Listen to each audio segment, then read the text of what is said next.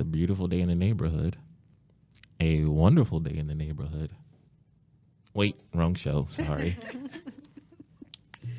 Hello, and welcome to Pinellas County Schools Digital Learning Podcast, Tales from the Tech Side. I am your host, James Wilson. Today, I am joined by three guest colleagues, Valerie Santos, Jana Bell, Jackson Stewart, and Kimberly Meinhardt. In a second, they will introduce themselves and tell you a little bit about their background, what they do, and what the whole purpose of the work that they're doing. For me, as you guys know, I'm James Wilson. I work for the digital learning team for Pinellas County Schools. Today, we want to talk about preparing students for what's next and really looking at Pinellas County Schools College and Career Centers. So, ladies, first, thank you for being here. And then whoever wants to go first, tell us who you are, what you do, and a little bit about your background. Thank you for having us. We are really excited about college and career readiness and what we do in Pinellas County Schools, and we're in this work every day. I'm Valerie Santos. I'm the K-12 school counseling specialist for Pinellas County Schools. Prior to that, I was a counselor for about 20 years at both the middle and the high school level, and I also have some teaching experience in Orange County. Okay. I am Jana Bell Jackson Stewart, and I am the Elevating Access Coordinator for the district.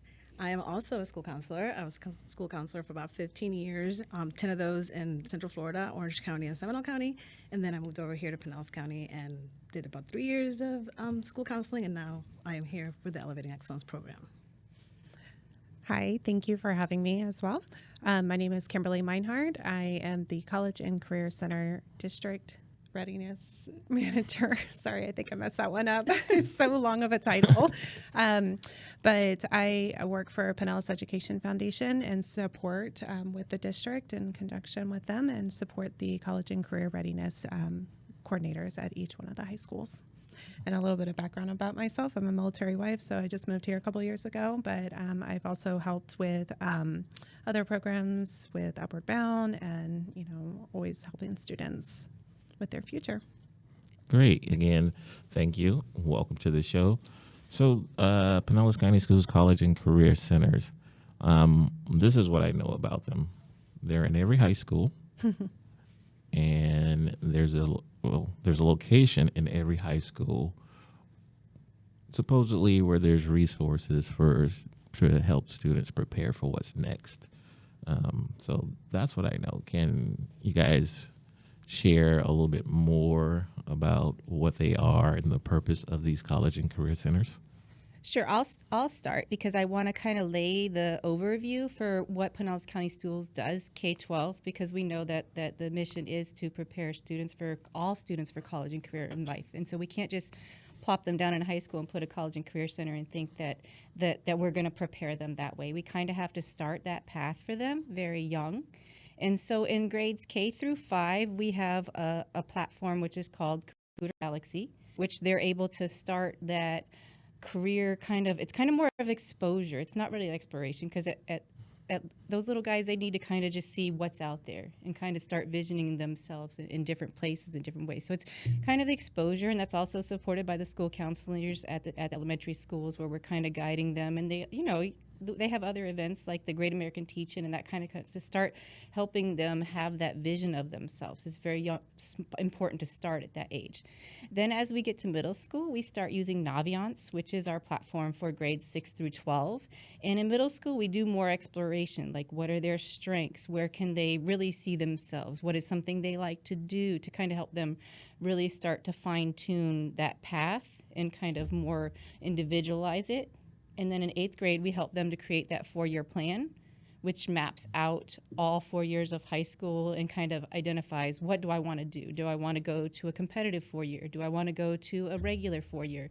Or maybe do I want to go to PTC or the military? Or, it really kind of gets them thinking and mapping that out and what it'll look like. So then in high school, we continue to use Naviance.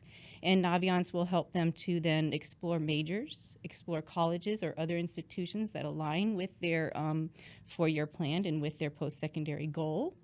And then ultimately, surveying the students, making sure what their post-secondary goal is, and then providing support and resources beyond Naviance to help them to achieve that goal. And that's really where Elevating Excellence comes in and the college and career centers. So like what I just explained to you is the role of the counselors and the platforms that our district has.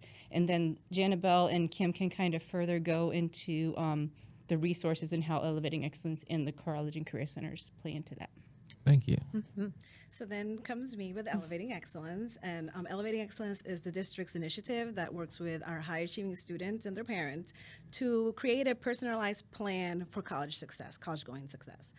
So what we do is we support and do kind of like a wraparound service with the counseling team where we identify our students based on their advanced coursework, their GPA, and their benchmark testing with PSAT. And then we support them through SAT prep support, not only Saturday prep support, but we have a Canvas course and we have an Albert I.O. course. We help them prep also with summer seminars where we do workshops that are more specialized in things like the FAFSA completion and the college application, the Common App, and how to create your SSAR account and load in your credit. So we really do the workshops that lay down the prep work for their senior year. We also work with our rising 10th and 11th graders, doing things like the Big Future workshops that have to do with the Big Future Scholarship. And then finally, we kind of almost like not hand them over to the college and career centers and their coordinators to assist them throughout the year with everything else that may come up. And that's where the college and career centers come in. Yeah, so with the college and career centers, the coordinators are working with them on a daily basis and making sure that they're meeting the tasks that they need to complete so that they can be successful. So having them come in and filling out their FAFSA application as well as the Bright Futures application, meeting with them and making sure they're staying on task with their Naviance tasks and the things that they need to complete so that they are well aware of the things that are going to be coming towards them in the next year and post-secondary education. If students are interested in going off into the military or a career, the coordinators have all those resources. This is a hub of information for our coordinators to be able to give out to those students. So all that information is right there for those students to easily access.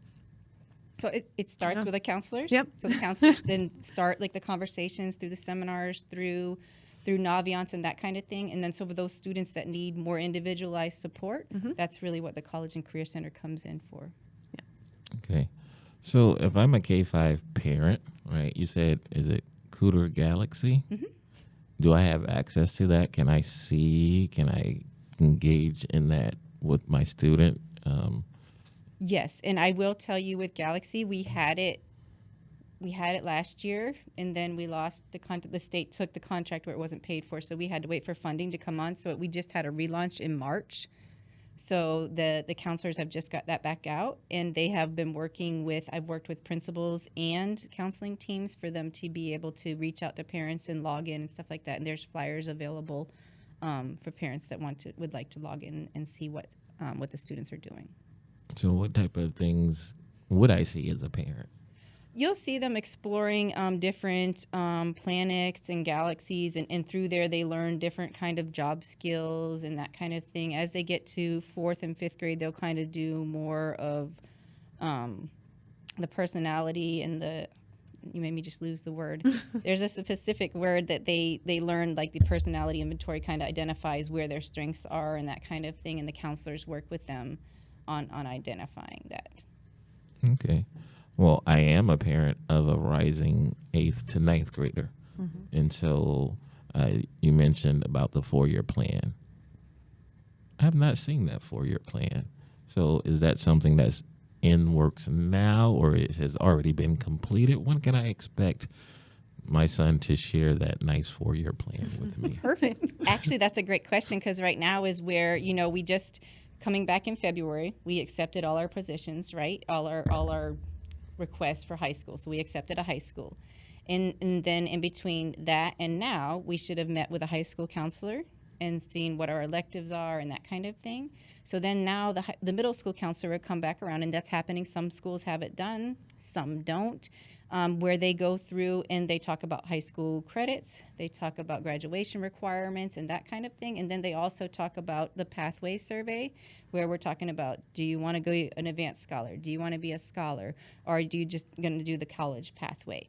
So they kind of they take that survey, they pick that, and then the counselor works with them on creating that 4-year plan. So that should be completed probably by the end of this month. Early April would be the last part of it.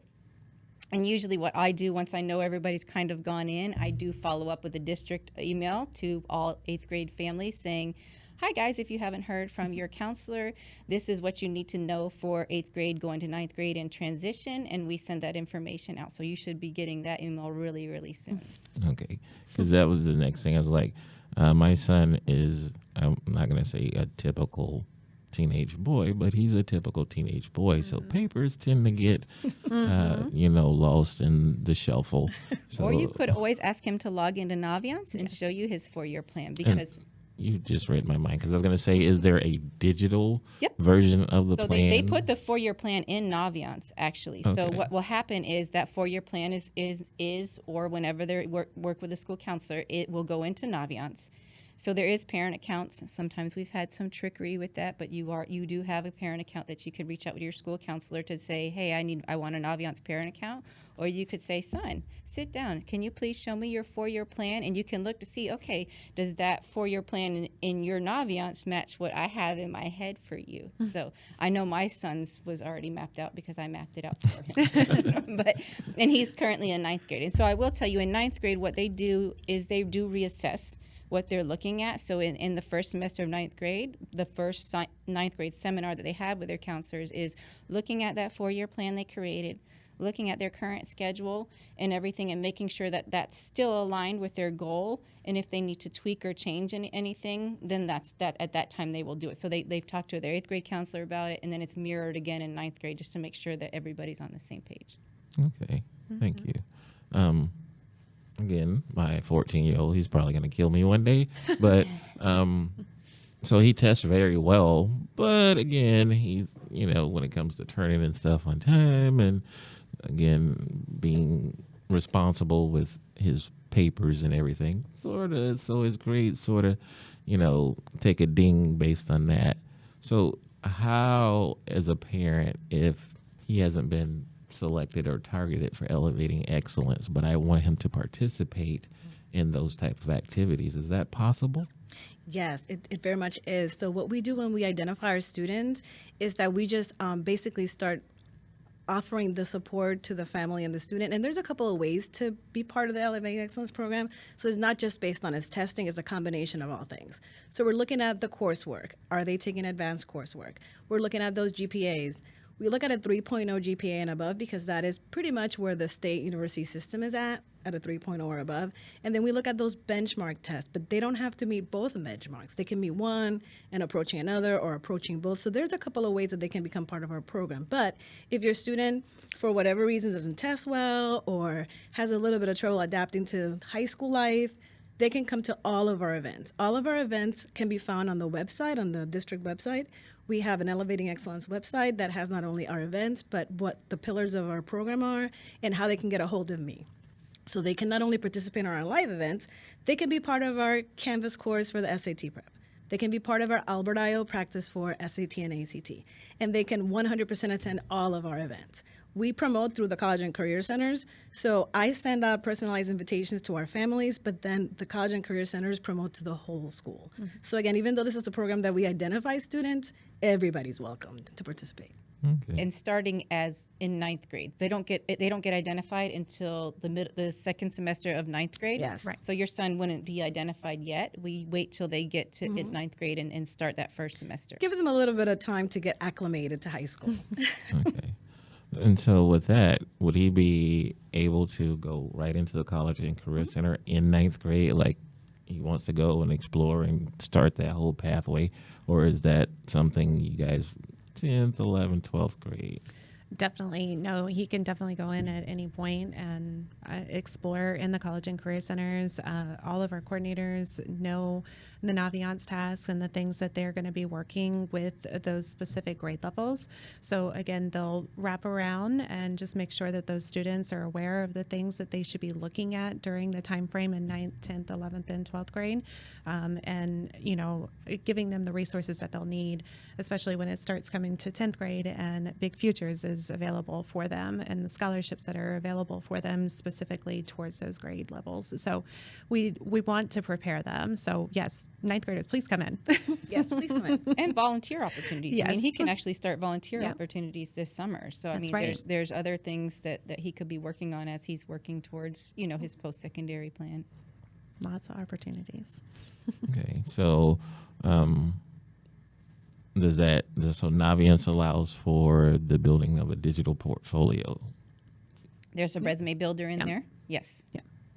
Okay, so thank you guys. This has been very informative. You guys know your stuff. I hope so. Yeah, for sure. And so